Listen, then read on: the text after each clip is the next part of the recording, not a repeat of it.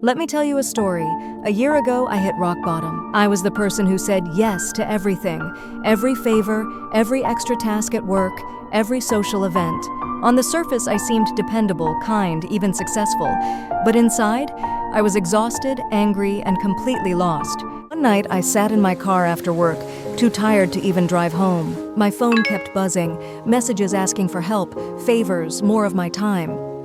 And for the first time, I didn't respond. I just sat there and cried. That night, I asked myself, why do I feel so empty? Why does everyone else's happiness matter more than my own? In that silence, with no one around, I realized I was giving everything to everyone and leaving nothing for myself. The next morning, something changed. My coworker asked if I could take on another project. Normally, I'd say yes without even thinking, but this time I said, "I'm sorry, I can't. I'm already overwhelmed." It felt terrifying.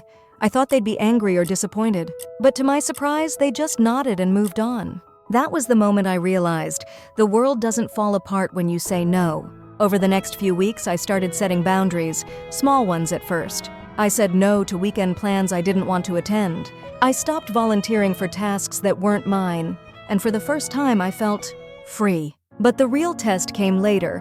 I stayed in a relationship far longer than I should have.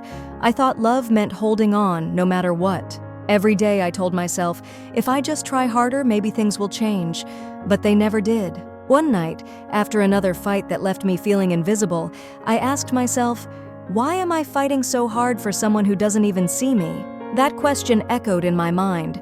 And for the first time, I realized I wasn't just losing the relationship, I was losing myself. I made the hardest decision of my life.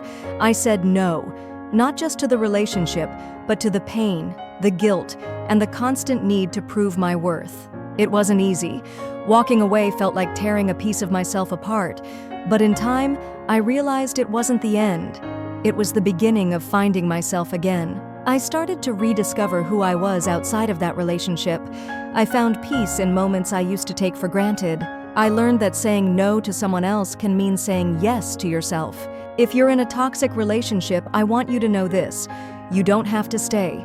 You are worthy of love, respect, and peace. Saying no isn't about giving up, but choosing yourself, and you deserve that. If you've ever felt like you're drowning in obligations, let me remind you, you are allowed to say no.